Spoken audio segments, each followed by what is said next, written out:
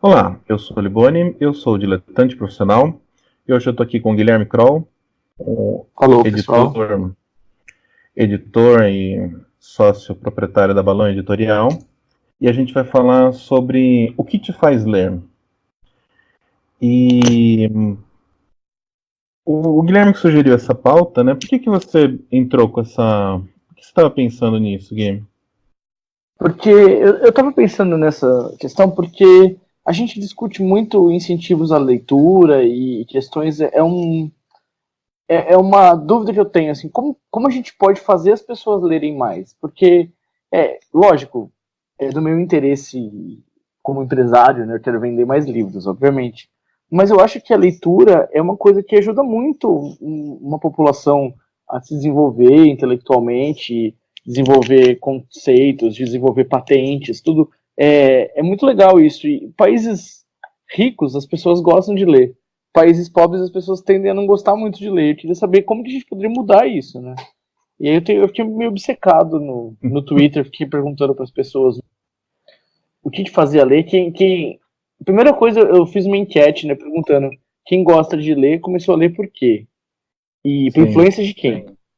No Twitter. Depois eu perguntei para as pessoas qual foi o livro que fez elas se apaixonarem pelos livros, né? Que são duas coisas que eu acho que ajudam a orientar. E, assim, a nossa ideia principal é que a educação é uma forma de fazer as pessoas gostarem de ler, né? Sim. Mas aí, pelo, isso, essas minhas pesquisas não tem nenhum método científico, é baseado Ah, só nas pessoas que me não. seguem. A gente vai conversar aqui, só trocar umas ideias. Não é um. A gente não É, está resolvendo os problemas do mundo, né? sim. Mas assim, tem claramente, assim, na infância, existe uma carga muito grande de incentivo à leitura, vamos assim dizer, né? Vários programas de ler um livro para criança, as bibliotecas escolares e tudo mais. E assim, parece que quando ali na primeira infância, quando as crianças começam a ler, parece ser uma coisa muito urgente, necessária que a criança seja um leitor. Mas por que isso para depois, né? Você tem um É, palpite? então, pelo retrato da leitura no Brasil, as pessoas no Brasil orientam a leitura muito direcionada a conhecimento. Então, Sim. à medida que a leitura vai deixando de ser uma coisa, uma condição necessária, porque assim, quando você está na escola, você precisa ler para estudar, você precisa ler para adquirir conhecimento. Conforme você vai entrando na vida adulta e o conhecimento que você tem, mal ou bem, você consegue trabalhar, algumas profissões não demandam que você tenha atualizações sempre, as pessoas vão deixando a leitura cada vez mais de lado e elas não enxergam, muitas pessoas não enxergam como uma forma de entretenimento, ou mesmo de um entretenimento inteligente, digamos assim, que convide à reflexão, ao pensamento, questionamento, né? Sim. Então, eu acho que isso é uma coisa, na escola a gente consegue enxergar diretamente. Então, os adultos, muitos adultos estimulam os filhos a lerem quando estão na escola, muitas vezes de um jeito errado, tipo, lê isso aí, você tem que ler livro, não sei o quê, você nem sabe o que que é, né? Tipo, Sim.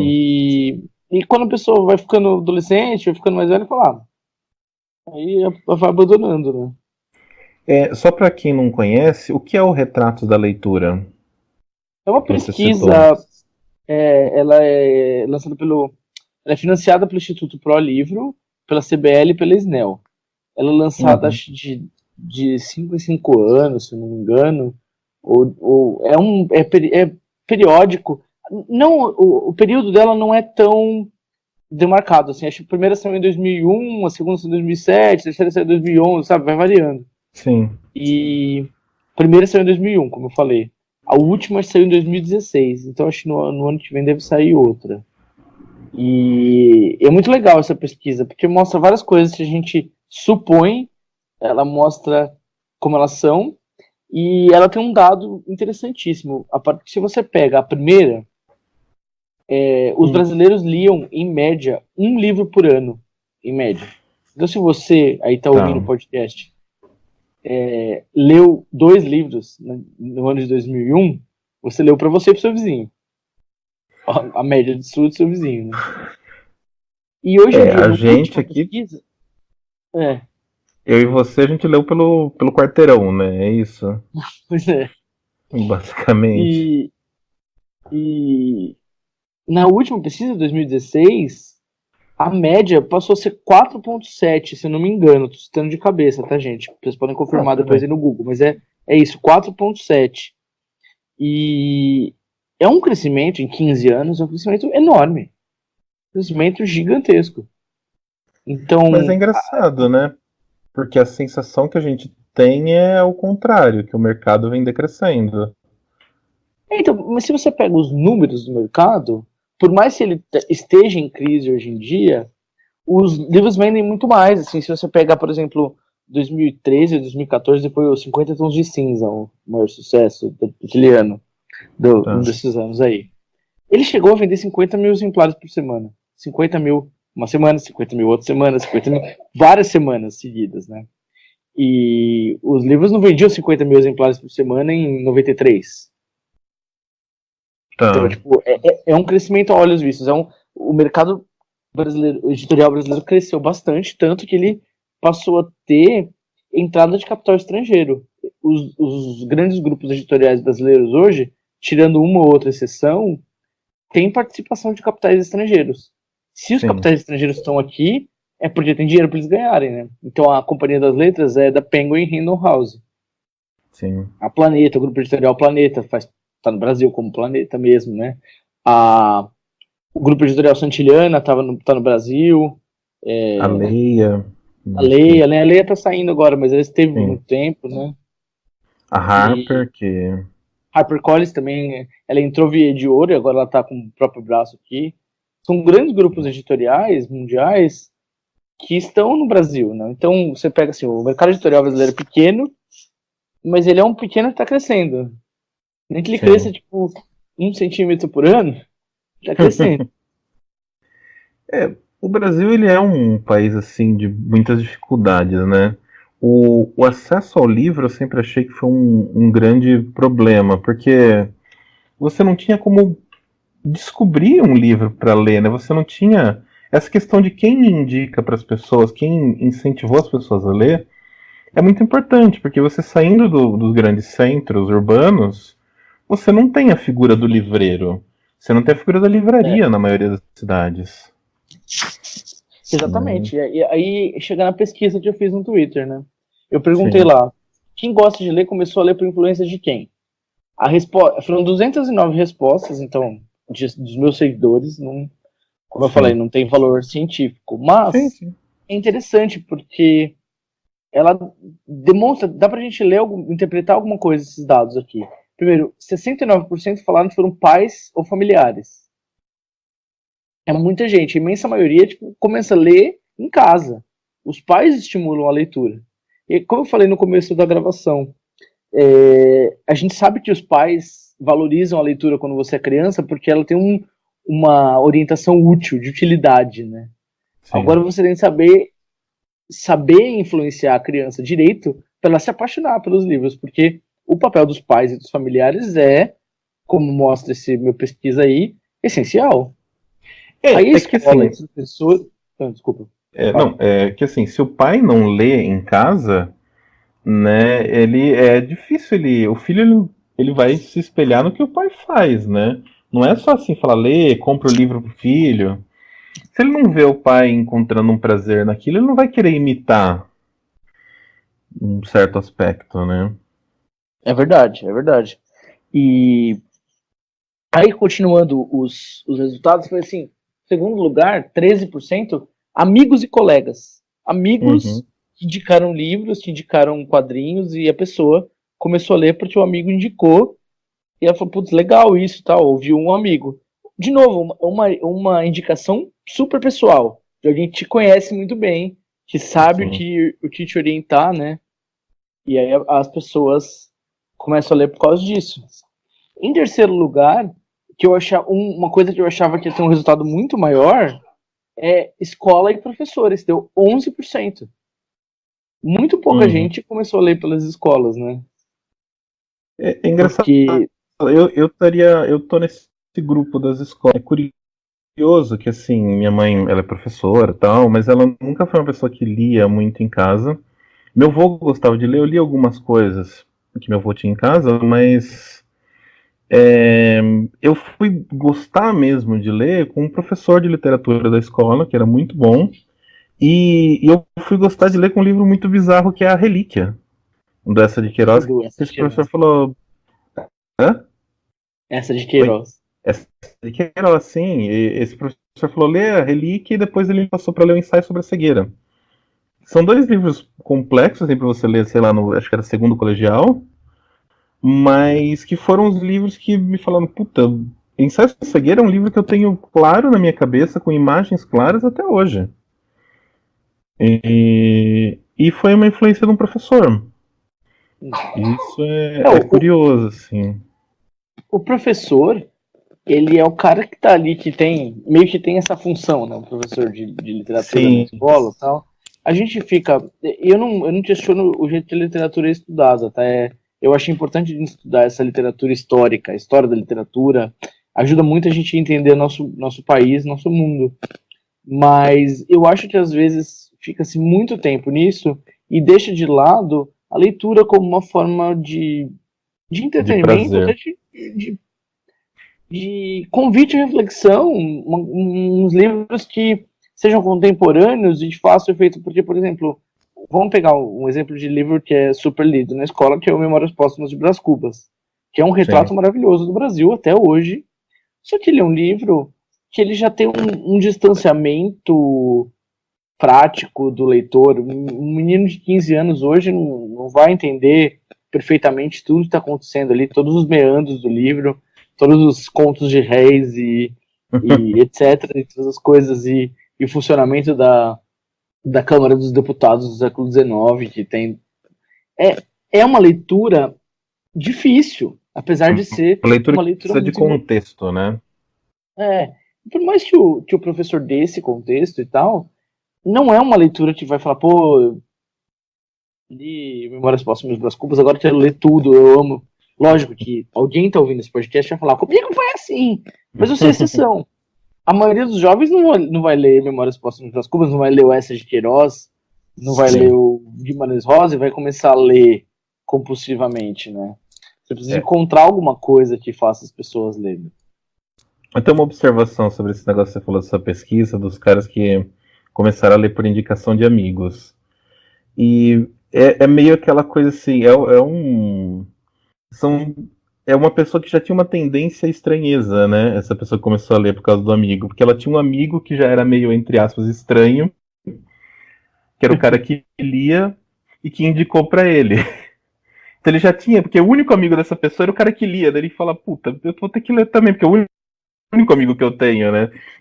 Deve ser uma coisa meio assim, né? Uma estranheza. E eu, de fato, eu tive poucos amigos na infância, no colegial, que liam. Fui ter amigos que liam bem depois, assim. Isso é. Então, eu tinha eu estudei escola pública, né? E eu tinha toda semana tinha uma aula que era sala de leitura, que era uma biblioteca. A gente ia na biblioteca, a professora apresentava alguma coisa, fazia um exercício e tal, e no fim da aula ela falava para as pessoas escolherem o livro e levar para casa para ler, trazendo na semana seguinte. Uhum. E, e os alunos, meus colegas, todo mundo pegava o livro. Mas toda semana muitos renovavam o empréstimo e muitos muitos renovavam o empréstimo, muitos pegavam coisas novas, tal, mas não liam efetivamente, né? E essa professora indicava coisas tal, e eu ficava muito de cara que não avançava, as pessoas não estavam nem abertas a dar uma oportunidade de ler o livro que a professora estava indicando, que a bibliotecária estava indicando, né? Aí eu perguntei, quem começou a ler por influência da biblioteca ou bibliotecário? 7% das pessoas responderam, biblioteca ou bibliotecário. Então eu Sim. esperava mais da biblioteca pública, né? Mas não influenciou muito. A biblioteca pública ela é um mistério para mim até hoje, como ela não consegue ter uma penetração social. Ela não conseguiu se estabelecer como espaço, ela não conseguiu se estabelecer de forma sei lá, nem como um armazenamento e empréstimo de livros, nem como uma área de convivência. Para falar, se a pessoa está lá, tá convivendo lá, e falar, beleza, tem um livro aqui, vou tentar levar. Pois A é. biblioteca ela não conseguiu se tornar centro, né? Você pega o Centro Cultural Então, Vergueiro, que tem uma biblioteca gigante, apesar de ser mais centrada numa área específica, as pessoas usam o Centro Cultural Vergueiro, elas ocupam ele de forma maravilhosa, elas ocupam, é um lugar bem legal em São Paulo, mas elas ocupam porque ele é um centro espelhado e as pessoas vão lá para dançar. Louco isso, né? verdade. Mas existe, por exemplo, eu frequentava muito uma biblioteca pública perto da minha casa, do Jabaquara.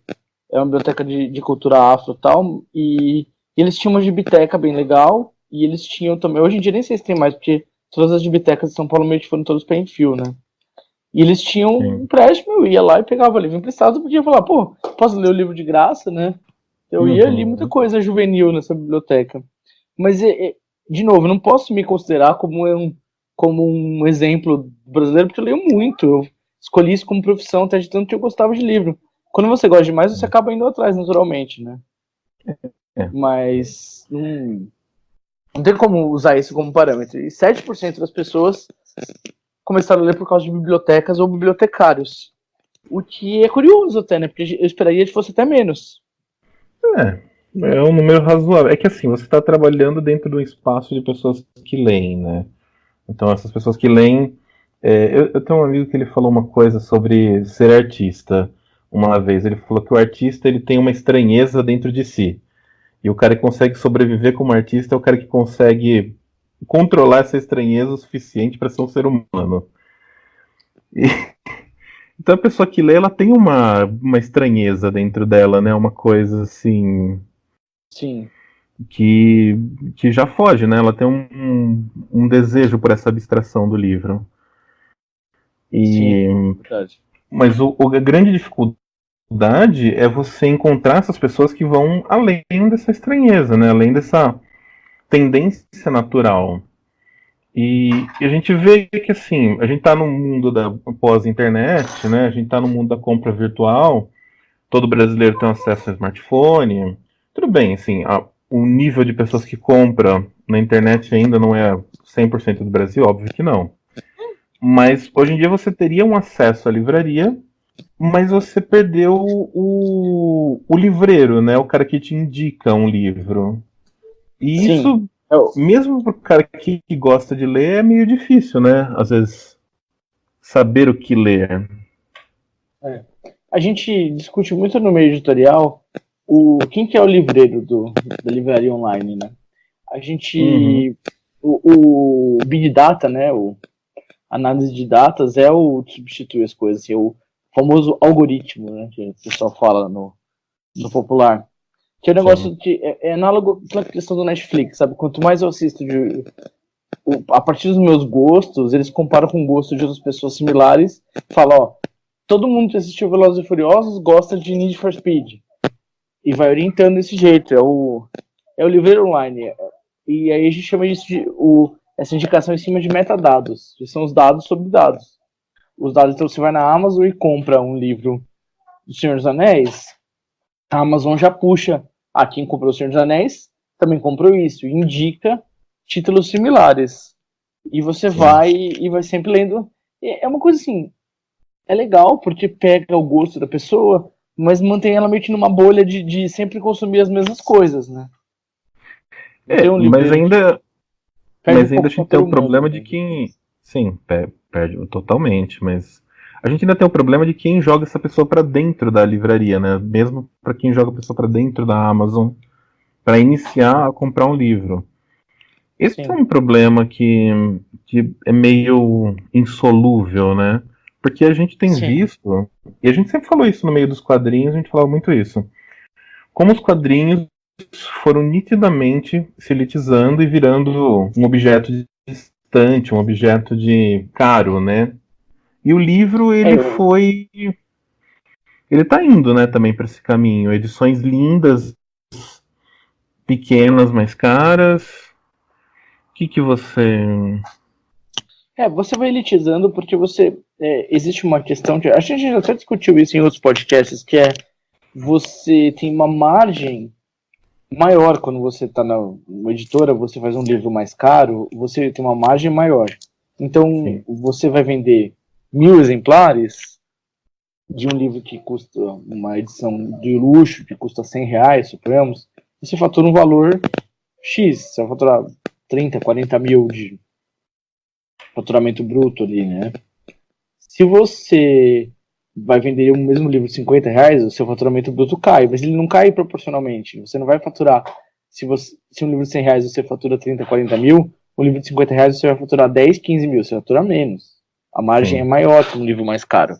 Uma série de fatores, né, de lucratividade e tal. Então, para sobreviver o negócio do livro, muitas editoras optam por elitizar, especialmente no meio dos quadrinhos. Porque não cabe a mim julgar, né? Eu acho que as pessoas fazem o que elas precisam fazer para sobreviver. Mas eu não gosto disso, porque eu acho que o livro tem que ser acessível majoritariamente. Eu acho Sim. que uma edição pode sim ser luxuosa, mas contanto que ela tenha tido edições baratas antes, que possam ser compradas, né? Isso é uma visão de mundo minha. Eu acho que seria mais legal se fosse desse jeito. Todo mundo comprando o livro, e aí, a partir do momento que todos tiveram acesso a ele, você lança uma edição de luxo para quem quer ter ele bonito. Sim. Legal, mas não é o que acontece mais. As pessoas estão indo direto pro luxo. Sim. Não cabe julgar as editoras, não cabe julgar a sobrevivência de nenhuma empresa, de nenhuma pessoa. Mas é claro que fica cada vez mais claro que não há uma estratégia de longo prazo, nem da parte empresarial, que precisaria pensar na sua sobrevivência a longo prazo, nem do governo, que precisaria pensar no livro como uma cultura. A gente cria uma mística em torno do livro que, assim, sempre ler um livro vira uma coisa de gente inteligente. Né? No Brasil você lê coisas que seriam para qualquer um ler, assim, um livro da geração beatnik, que não era para ser um puta negócio, assim, já é como se você estivesse lendo Sócrates. Sei É, lá. É, é uma análise fica complexa de. uma coisa meio série B, assim. Não, é uma coisa assim. E é complicado porque você não tem exemplos em nenhum lugar. Eu sempre lembro do lance do clube da leitura do Lost. Não sei se todo mundo lembra, teve um seriado que chamava Lost, que os caras ficavam na ilha lá e tal. E tinha uma mala que caiu junto com o avião. E um dos personagens, o Sawyer, ele pegou essa mala e ele ficava lendo. E as pessoas começaram a ler os livros que o Sawyer lia para ver se encontrava alguma pista sobre a série. E no Brasil a gente não tem isso. Você não liga a TV numa novela e vê o cara lendo um livro. Isso é uma coisa Teve, engraçada. teve uma novela do Walter Carrasco que ele fez isso. Ele pôs um personagem que lia livros e tal. E os livros venderam bastante, esses livros que eles colocaram. Não teve um caso similar. Mas a questão disso é que, tanto no Lost quanto uma aparição na novela, é uma coisa meio solitária. Você está jogando os livros lá e esperando que aquilo vá. É a mesma coisa se você, fazendo uma metáfora, assim, é a mesma coisa se você semear o acaso na rua e esperar que aquilo vai nascer e dar frutos, né? Não é assim. Você precisa, para você ter resultado, você precisa fazer uma coisa estruturada. Você precisa arar a terra, você precisa adubar a terra, você precisa plantar a Sim, coisa certa na época certa, né? sim. E então eu acho que, por exemplo, a gente discutiu isso, né, em off. Eu acho Uhum. que os booktubers fazem um papel mais interessante nessa questão de divulgar os livros, né? Sim, os booktubers eles são um fenômeno assim impressionante que quando surgiu o YouTube, assim, por mais que tivesse coisas de nicho, por mais que tenha coisas extremamente únicas no YouTube, eu nunca pensei que ia ser uma febre canais sobre livros.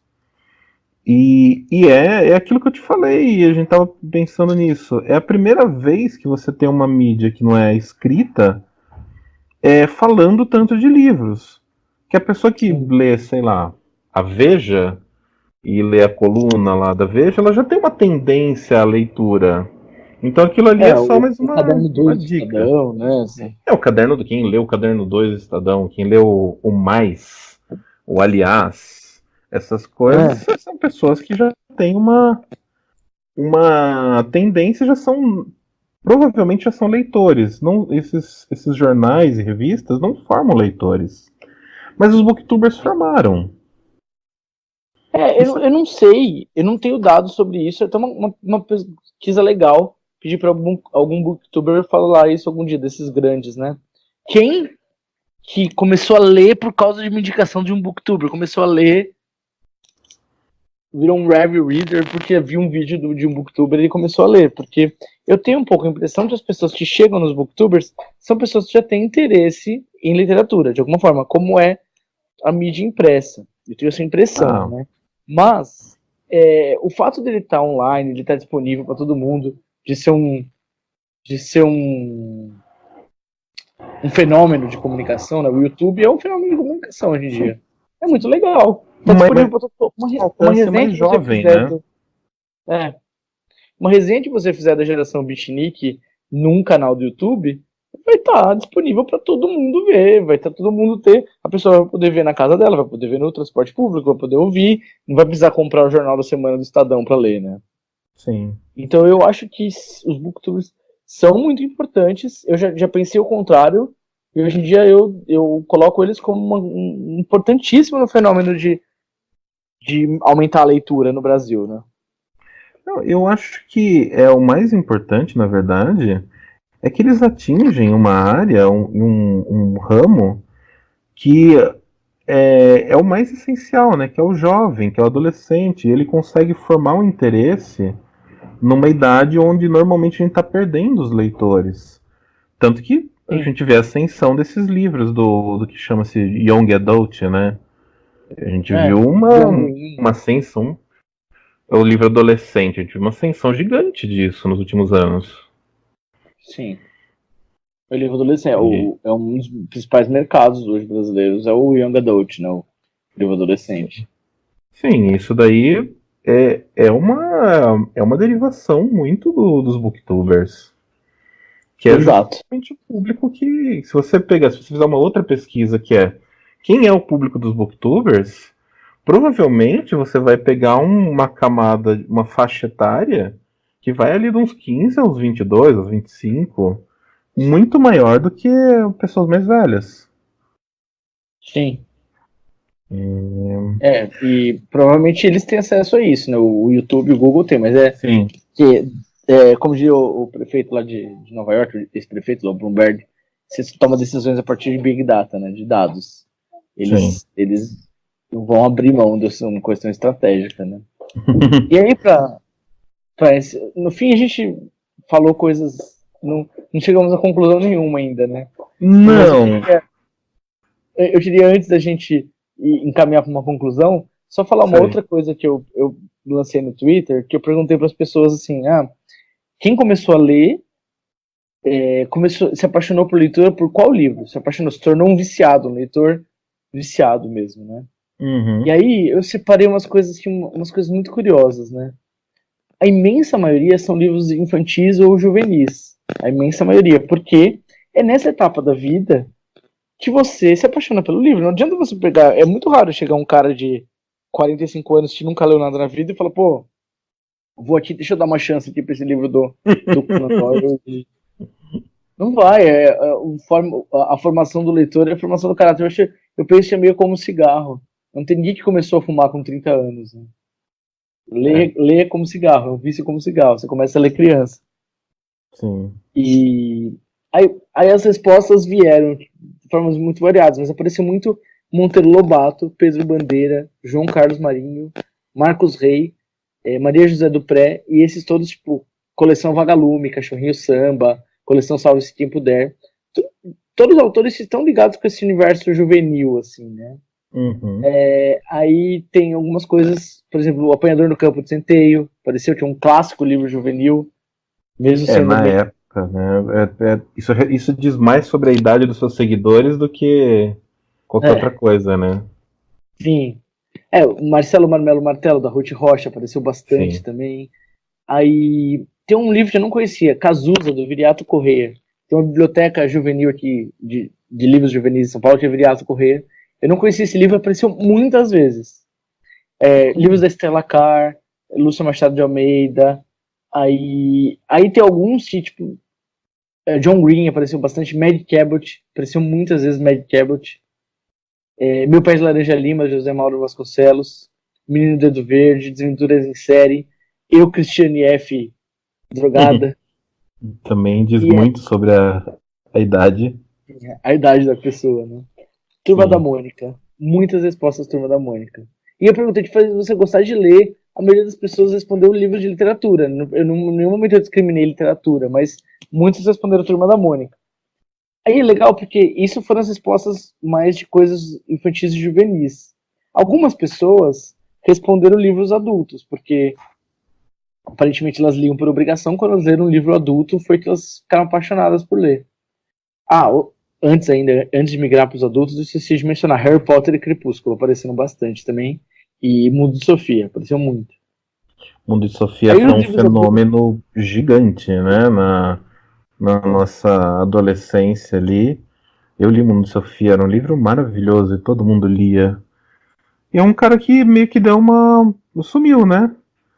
Fez seu papel para a sociedade. Vivendo uma mansão na Noruega lá. Então. Fez seu papel para a sociedade e de boa, né? E ele e os livros eles são muito bons, né? O Dia do Coringa é maravilhoso. O Dia do Coringa é muito bom. E a maioria dos livros que eu li dele eram muito bons, Justin Gardner. Sim. Não sei se ele tá vivo, precisava pesquisado antes. Aí já vai. Algumas pessoas foram dessa etapa de migração da adolescência para a fase adulta. Por exemplo, várias pessoas disseram O Feliz Ano Velho, do Marcelo Rubens Paiva.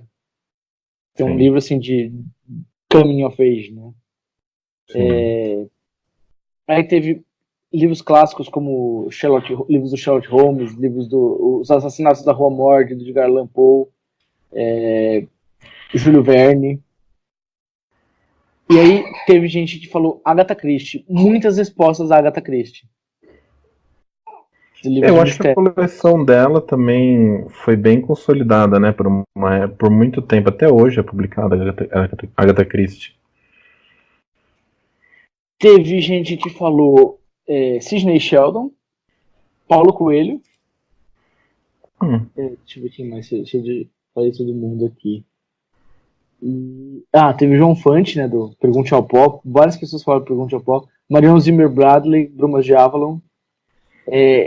O Hobbit e o Senhor dos Anéis. Muita gente falou também Hobbit e o Senhor dos Anéis. Esses aqui foram os que eu destaquei, né? Vários medalhões, né, livros. Assim, a maioria dos livros, quem gosta de ler bastante, eu já li quase todos. Vários Machado de Assis também. Machado de Assis apareceu bastante. Eu já li pelo menos um título de cada um desses autores citado. Talvez a Mad Cabot eu não li ainda nada. E não li o Cazuza do Viriato Corrêa, que é uma coisa que eu fiquei meio obcecado com esse livro. Mas tanto que desapareceu, não preciso falar. Mas dessas respostas, e essa eu achei que foi uma pesquisa mais qualitativa, porque o nome e sobrenome ali, né? Ficou claro para mim que as pessoas começam a ler quando elas são crianças. Isso é óbvio, né, Guilherme? Não precisa nem ter feito pesquisa. Mas a gente tenta confirmar as platitudes pesquisando, né? A gente precisa saber de verdade, né? E que você precisa acertar direito o que você vai oferecer para a criança para garantir que ela vai continuar a ler, né? Quem nunca aconteceu isso? Tem uma história com um conhecido nosso, o Mardô, um beijo pro Mardô, se ele estiver ouvindo, que ele leu Full Metal Alchemist, que era um mangá, acabou Full Metal Alchemist, ele ficou tão na noia que ele queria ler mais alguma coisa do tipo, que ele leu O Alquimista, do Paulo Coelho, tava na estante da mãe dele. Então ele nessa fissura de ler mais coisa, né? Eu tenho uma história parecida, logo depois que eu li o Harry Potter, eu falei, nossa, história legal. O primeiro Harry Potter não tinha ainda o segundo em casa. Eu comecei a procurar livros que passassem numa escola. E aí eu li o Ateneu, do Raul Pompeia. Uma escola que é chata pra dedão, mas eu tava tão fissurado com isso.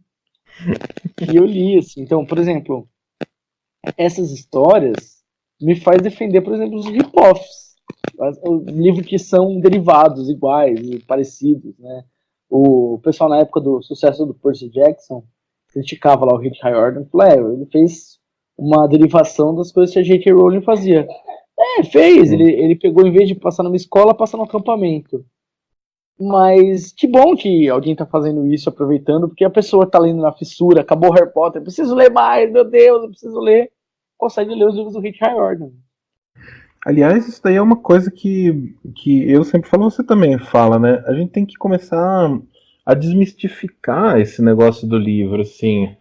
Tá lendo Paulo Coelho, que porcaria. Meu, e daí que tá lendo Paulo Coelho? E daí que tá lendo Crepúsculo? É um caminho, é um começo para leitura. Não importa, assim, se essa coisa, se o livro, ele não tem que ser essa, essa ponte, essa fonte de intelectualidade gigante, essa demonstração de inteligência. O livro tem que ser também Sim, uma diversão. E, tu, exatamente. e tudo bem ter esses. É. E tudo bem também ele ser uma fonte de intelectualidade, ele tem várias funções, né? A gente Sim, tem que. Todo mundo. Aí eu defendo assim, você não tem vantagem, necessariamente um leitor não é melhor do que um não leitor. sim, Mas isso um com certeza. leitor tem uma fruição de uma coisa nova, diferente, e eu acho que a leitura é uma coisa boa para todo mundo. Você não é melhor porque você lê, mas você pode ter uma vida melhor se você lê. Então, eu defendo que você, não leitor que está ouvindo esse podcast, se torne um leitor, que sua vida pode ficar melhor. Não é nem que assim, não é nem para você aprender alguma coisa que você tem que ler. Você tem que ler para se divertir. Você vai encontrar uma coisa em você ali, você vai criar um universo compartilhado. O autor ele faz uma história, mas ele meio que depois que ele fez, ele soltou essa história. O como ela se completa, ou como ela se forma, é você que cria ao ler. E quando a gente vai lendo e vai criando, e cada livro, assim, se eu e o Guilherme ler o mesmo livro, sei lá, A Fundação do Asimov. Asimov. Também apareceu na minha pesquisa bastante. Não, mas então, eu e você a gente leu o mesmo livro, inclusive assim, o mesmo exemplar de alguns livros, né, que a gente fez, a gente trocou, mas com certeza você imaginou os personagens de uma forma totalmente diferente que eu. E Sim. cada livro é uma experiência única para cada pessoa. Os livros têm que ser uma diversão. Eles podem ser um engrandecimento, podem ser, mas assim, a gente tem que parar de achar que é só coisa de gente inteligente. A gente tem que começar a ver, entrar no hall das diversões. Ah, que legal, o brasileiro tá vendo série da Netflix. Beleza. Mas assim, tenta também ler um livro para ver. Tenta encontrar esse prazer que você encontra numa série num livro. E muitas vezes você vai encontrar um prazer até maior. Sim, verdade. Mas enfim. É, E no fim, assim, a gente não tem uma solução, né, para o que faz a pessoa ler e o que a gente não consegue resgatar as pessoas ou o que você acha? Assim, se você tivesse, não vou falar Ministério da Educação, porque esse Ministério da Educação tá uma bosta. Se você tivesse um poder político aí amplo, o que você acha que seria uma campanha ideal? É difícil, né? Mas eu acho que a gente tem que pesquisar o que as pessoas querem ler, o que elas estão interessadas, né? Recentemente eu me deparei com o Wattpad. O Wattpad é uma ferramenta de publicação, uma rede social de publicação e leitura de textos. As pessoas escrevem seus fanfics e suas histórias e tal. E as histórias que fazem sucesso no Wattpad são histórias que não estão representadas na mídia tradicional. Então, por exemplo, tinha várias categorias, romance, terror, não sei o quê. Aí eles tiveram Uhum. que criar uma categoria lobisomem, de tanta história que tinha de lobisomem. Nossa. E se alguém chegar pra mim e falar, Guilherme, quero escrever um livro sobre lobisomem, eu falo, mas lobisomem? Tem certeza? Mas o povo quer, o que o povo quer, né? Então eu acho que a resposta é a gente ouvir o que as pessoas querem, entender o que elas gostam, que tipo de história que elas gostam. E a partir disso eu tentar desenvolver, ou tentar orientar elas para uma leitura similar. Então, quem pode fazer isso de forma estruturada é a escola. A escola Sim. pode ouvir o que o aluno quer e oferecer para ele o que ele precisa, que ele pode gostar.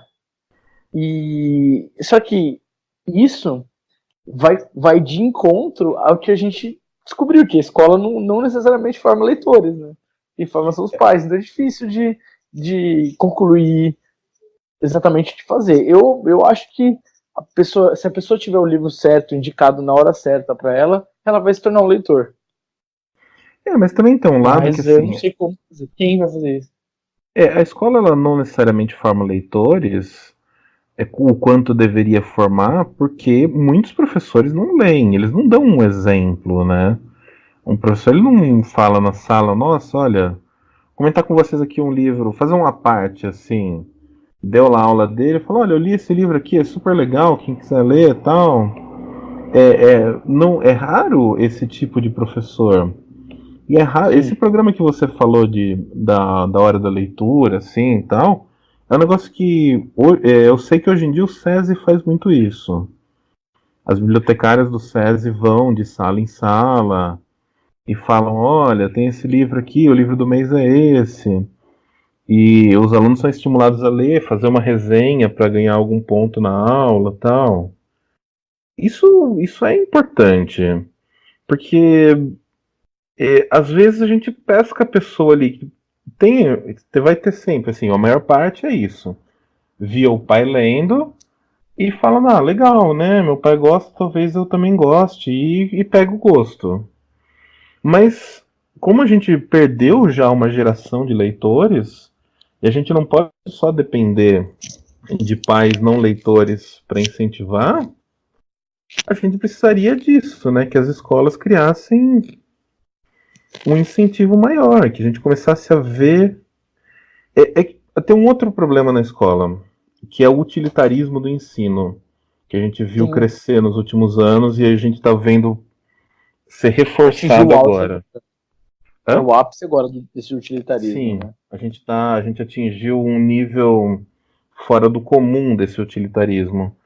Sim. Então, a leitura por prazer, ela sai fora do escopo do que a escola acha que ela deve fazer, que te Mas forçar. essa visão utilitarista, às vezes muito enviesada, ela não enxerga uma relação meio holística das coisas. Por exemplo, a quantidade de pessoas que ganharam o Nobel de Economia que foram estudar economia porque leram uma fundação do Asimov e Sim. se interessaram pela psicohistória do Asimov e foram fazer economia, e estudar economia e ganhar o Nobel de Economia. E elas só despertaram esse interesse pela economia porque elas leram um livro de ficção científica, né? Tem Sim, um um livro. episódio do Legends of Tomorrow, aquela série da CW, da DC, que Uhum. eles apagam o George Lucas da história. Aí imediatamente metade dos cientistas que estão na nave deixam de ser cientistas porque eles não viram Star Wars e não se interessaram por ciência. Mas é isso. É São. existe uma relação holística da leitura do entretenimento com a produção científica, com o entendimento do mundo, né? Então, isso areja a sua mente, areja a mente do aluno, areja a mente das pessoas, para elas poderem produzir mais, até produzir coisas mais utilitárias, úteis, né? Sim. O utilitarismo bruto, ele parece uma coisa interessante num país carente, você formar mais técnicos, a gente precisa muito de técnicos, mas o utilitarismo bruto a longo prazo, ele é uma catástrofe. Ele é uma catástrofe Sim. absoluta.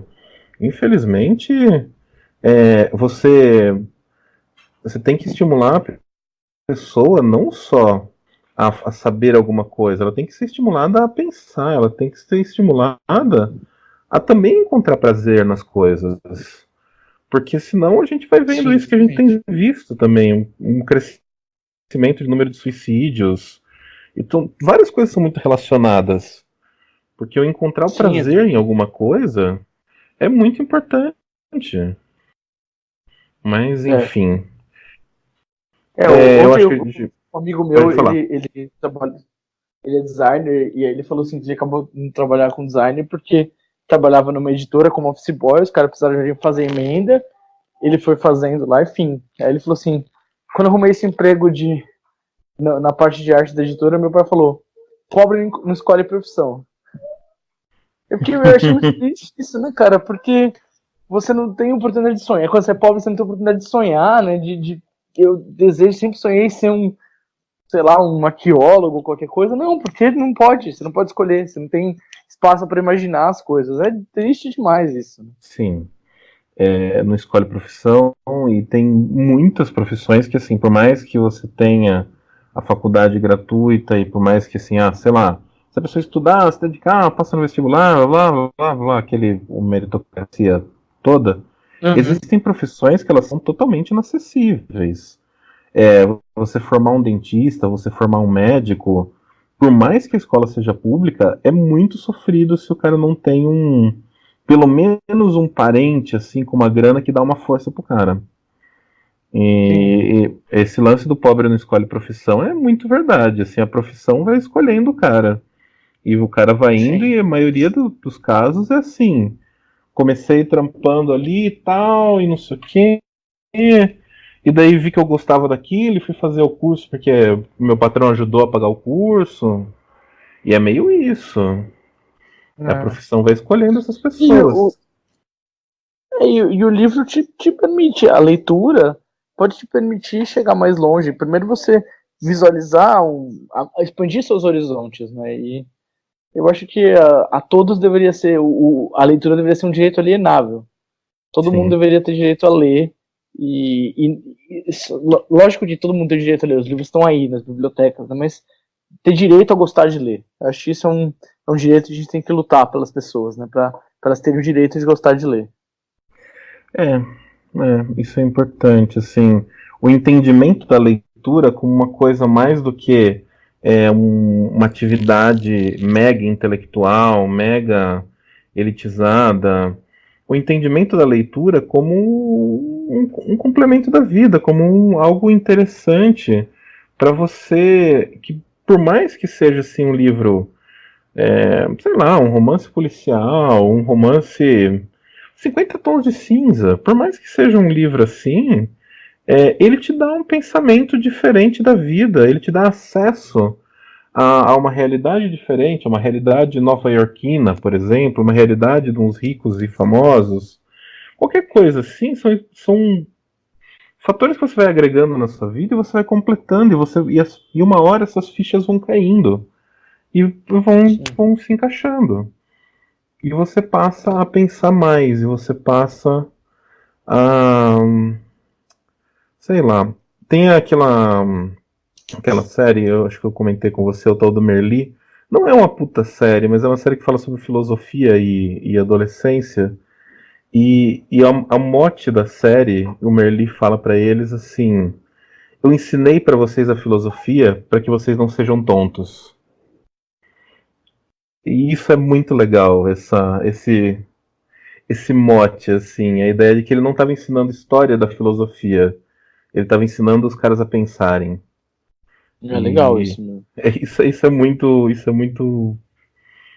foda, assim. Bom, acho que a gente já falou bastante coisa, a gente não bateu um papo legal aí. Você tem alguma coisa para encerrar? Não, eu só queria agradecer aí e eu queria estimular as pessoas a comprarem e presentearem quadrinhos de livros para os outros, pensados assim, isso você vai gostar. Você gosta tanto dessa série do Netflix, você vai gostar desse livro e tal. Ajudar, né, a gente espalhar a leitura. Indica um livro para alguém. Um livro qualquer que você acha. Bom, já que a gente falou, eu indicaria a Fundação do Asimov. Eu acho um livro incrível, uma trilogia de livros muito legal. Eu acho que todo mundo vai gostar. Melhor ainda. Reformulando. A Mão Esquerda da Escuridão, da Ursula Le Guin. Eu acho um dos meus livros favoritos do mundo e é um livro que assim, mudou a minha vida. Recomendo esse. Mão Esquerda da Escuridão, Esse é um Ursula livro Le Guin. que eu tô devendo a leitura, eu vou ter que ler, porque você fala tanto dele. E eu vou recomendar um livro que Maravilhoso. você me indicou, que é o Qual? Extremamente Alto, Incrivelmente Perto. Não li. Eu acho um livro bom para pessoa assim começar a ler, porque ele tem um lance de um livro-jogo dentro dele, ele tem e ele é um livro muito bonito, ele é um livro muito bonito e muito fluido. Então, então é isso. Valeu, Guilherme, aí por gravar aí mais esse vídeo. E se você está vendo no YouTube, eu fiz uma pintura de um retrato do Charles Dickens. Por que Charles Dickens? Porque eu queria fazer um retrato do Machado de Assis, mas infelizmente a gente não tem retratos legais dele para usar como referência. Então, eu não... E aliás, né, essa campanha que fizeram, a gente não comentou, então tá rolando uma campanha de colocar a foto do Machado de Assis enegrecido nos livros. É muito importante, porque eu não sei você, Gui, mas eu fui saber que Machado de Assis era negro quando teve aquela polêmica do comercial da Caixa, que Não, eu usaram sabia Machado, antes, eu um sabia ator isso na branco. faculdade. Ele era negro e que ele era gago, né? Eu estudei na faculdade. Então, mas olha só, você foi descobrir isso na faculdade. É, É muito tarde, né? É muito tarde pra gente sim. saber. E eu acho isso uma irresponsabilidade tremenda. Mas então tá bom. Obrigado. Leiam livros e a gente vai deixar o link aí da Balão Editorial, que é a editora do Guilherme. Lê os livros da editora dele. Tem livros bem Uhum. bacanas lá.